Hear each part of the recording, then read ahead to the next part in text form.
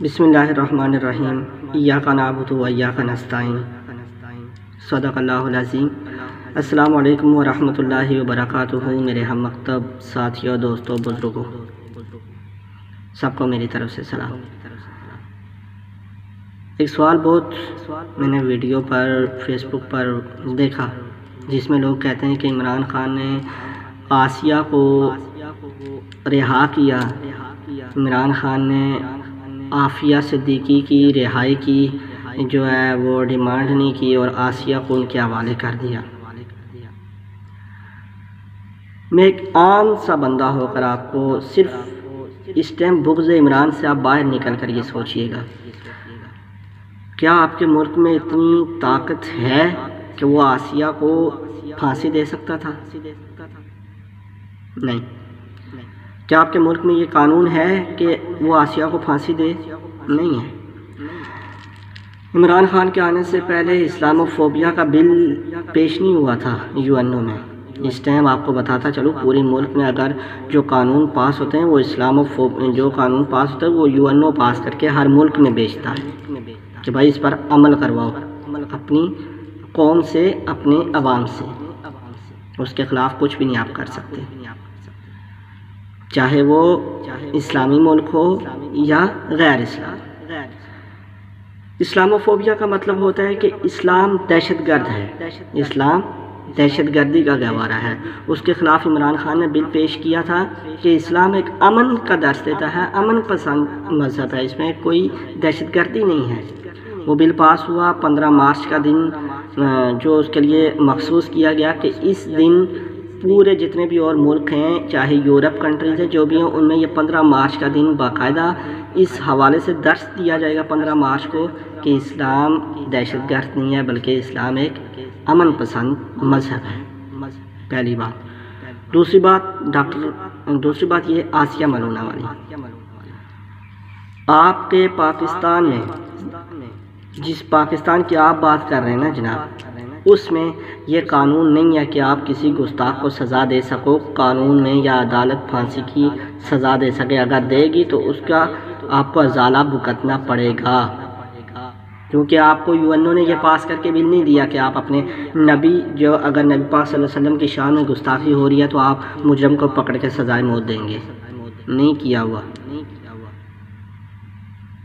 اس کے لیے بھی عمران خان نے وہ بل پیش کیا تھا، اس کے بعد 2 سال میں اسلامو فوبیا والا بل پاس ہوا۔ اس کے بعد پھر عمران خان نے یہ پیش کیا تھا کہ ہمارے نبی پاک صلی اللہ علیہ وسلم کی جو گستاخی کرتے ہیں ہمیں دلی دکھ ہوتا ہے، اس پر بہت ہمارا دل جو ہوتا ہے وہ دکھتا ہے، کیونکہ ہمیں حضور نبی علیہ الصلوۃ والسلام کی عزت جان سے پیاری ہے اپنی، لہٰذا اس کو انٹرنیشنل سطح پر اس کو جرم قرار دیا جائے کہ نبی کریم صلی اللہ تعالی علیہ وسلم کی گستاخی کرنا ایک قانوناً جرم ہوگا اور اس کی سزا مقرر ہوگی، اس کو سزا دی جائے گی اگر کوئی ہمارے نبی کی گستاخی کرے گا تو ابھی بل پاس نہیں ہوا۔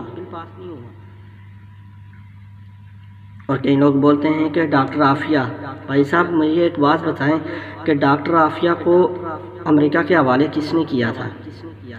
جب امریکہ کے حوالے کیا گیا تو کیا آپ نے ویسے ہی ڈاکٹر عافیہ کو پکڑ کے دے دیا؟ نہیں، آپ نے پیسے لیے ڈاکٹر عافیہ کے۔ آج وہ ملک سود سمیت آپ سے پیسے مانگے گا، ڈاکٹر عافیہ کی رہائی کروانی ہے، اتنے سال اس کی سزا وہ پوری ہوگی تو اسے ہم چھوڑیں گے، اگر اس سے پہلے رہائی کروانی ہے دو اتنے پیسے ہیں آپ کے پاس، اتنے پیسے آپ تو نہیں ان کو کہہ سکتے نا، وہ تو آپ سے اپنی ڈیمانڈیں پوری کروا سکتے ہیں کیونکہ ان کے ڈالروں پر آپ چل رہے ہو، وہ آپ کی روپیے کی کرنسی پر نہیں چل رہے ہیں۔ کچھ دماغ سے سوچئے۔ عمران خان بھلے ہی فوراً ایکشن نہیں لے رہا تھا، وہ ایک پوری ایک اپنا بلاک بنانا چاہتا تھا اس کے خلاف، اس کے بعد وہ ایک پوری ٹیم بنانا چاہتا تھا، ایک پوری گیم بنانا چاہتا تھا کہ جس کے ماتحت ہم اسلام کے قانون کو اوپر لا سکیں، یہ بتا سکیں کہ ہمیں ہمارے نبی کی عزت پیاری ہے، پر ہم لوگوں نے جذبات میں آ کر یہ کچھ کر دیا، بھائی وہ ایسا ہے، وہ گستاخ ہے، وہ کافر ہے، وہ یہودی ایجنٹ ہے، ہم نے اپنے فتوے لگا دیے۔ فتوے لگانے میں تو ہماری عوام ماشاءاللہ ایک سے ایک بڑھ کر محدث ہے، مفکر ہے، علماء ہے، شیخ ہے، ہماری عوام ہے نا، کسی پر بھی لگا سکتی ہے، کوئی بھروسہ تو نہیں، مجھ پر بھی لگ سکتا ہے، کسی اور پر بھی لگ سکتا ہے، مجھ پر بھی لگ سکتا ہے کہ میں عمران خان کو سپورٹ کرتا ہوں، لگ سکتا ہے۔ تو لہٰذا ہر چیز کا ایک وقت ہوتا ہے، ایک ٹائم ہوتا ہے۔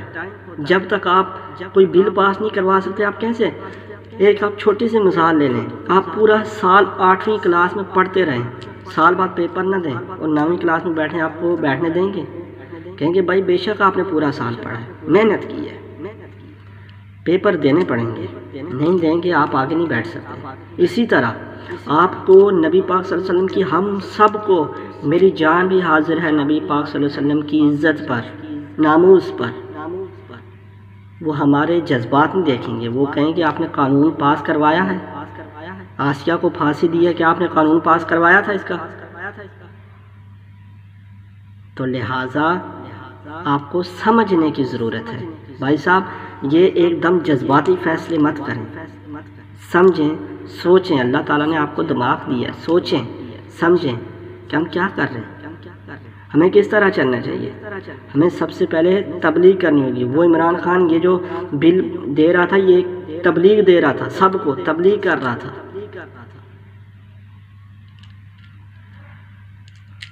تو خدا کے لیے فتوے مت لگائیے گا مجھ پر، تو بات سمجھیے۔